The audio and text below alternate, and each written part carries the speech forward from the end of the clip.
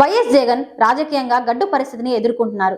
ఏపీలో తన పార్టీ పరిస్థితి మాత్రమే కాదు, జాతీయ స్థాయిలో ఎలాంటి రాజకీయ నిర్ణయాలు తీసుకోవాలన్నా దానిపై ఆయనకు స్పష్టత లేకుండా పోయింది. ఓవైపు ఎన్డీఏ కూటమి కాదనేసింది, ఇండియా కూటమి రమ్మంటోంది. కానీ ఆయన మాత్రం ధైర్యం చేయలేకపోతున్నారు. దక్షిణాది నియోజకవర్గాల పునర్విభజన విషయంలో అన్యాయం జరుగుతుందన్న వాదనతో నిర్ణయించిన సమావేశానికి డీఎంకే నుంచి ప్రతినిధులు వచ్చి జగన్ ను కలిశారు. అప్పట్లో వారికి వాస్తవం లేదా అన్న సమాచారం ఏమీ చెప్పలేదు, చివరికి వెళ్లలేదు. అయితే సన్నిహితంగా పార్టీ గుర్తింపు ఉన్న బీఆర్ఎస్ కూడా ఈ సమావేశానికి వెళ్ళింది. కేటీఆర్ హాజరయ్యారు, కానీ జగన్ మాత్రం వెళ్లలేదు. స్టాలిన్ తో జగన్ కు మంచి సంబంధాలు ఉన్నాయి. 2019లో జగన్ ప్రమాణ స్వీకారానికి వచ్చిన ఇద్దరు ముఖ్యమంత్రుల్లో ఒకరు. అయినా స్టాలిన్ పిలుపుకు జగన్ స్పందించలేదు. కొద్ది నెలల కిందట జగన్మోహన్ రెడ్డి ఢిల్లీలో ధర్నా చేసి ఆయనకు మద్దతు ఇవ్వడానికి ఇండియా కూటమిలోని పార్టీల నేతలెందరో వచ్చారు. టీడీపీపై విమర్శలు చేశారు. కానీ జగన్ మాత్రం ఇండియా కూటమి ఏ విషయంలోనూ మద్దతు ప్రకటించడానికి ధైర్యం చేయలేకపోతున్నారు. గతంలో పార్లమెంట్ లో ఏ విషయంలోనూ కాంగ్రెస్ కూటమిని విమర్శించలేదు సరికదా, ఇప్పుడు స్టాలిన్ తో భేటీ కూడా దూరంగా ఉంటున్నారు.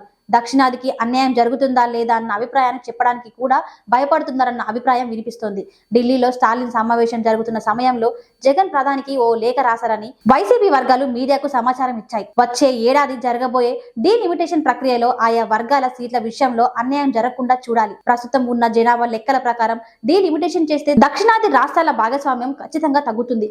అందుకే జనాభా లెక్కల ప్రకారం డీలిమిటేషన్ లేకుండా చూడండి అని లేఖలో మోడీని కోరారు. సమావేశానికి వెళ్లకుండా బీజేపీని సంతృప్తి పరిచిన ఆయన మోడీకి రాసిన లేఖ ఆ సమాచారాన్ని స్టాలిన్ కు పంపి వారిని సంతృప్తి పరిచే ప్రయత్నం చేశారు. జగన్ తమ వైపే ఉన్నారని కనిమురళి ప్రకటించారు. అయితే రాజకీయాల్లో ఇలా రెండు పడవలపై ప్రయాణం చేస్తే మనకే దారి తీస్తుందన్న అభిప్రాయాలు ఉన్నాయి. జగన్ ఏదో కూటమి వైపు మొగ్గితే మంచిదన్నారు. ఎన్డీఏతో కలిసే అవకాశాలే ఉన్నప్పుడు బీజేపీ చల్లని చూపుల కోసం ప్రయత్నం రాజకీయంగా నష్టం జరుగుతుందని అన్నారు. ప్రభాత సూర్యుడు జాతీయ తెలుగు దినపత్రిక, ప్రతి అక్షరం నిజం వైపు, నిజం దాగదు, వార్త ఆగదు.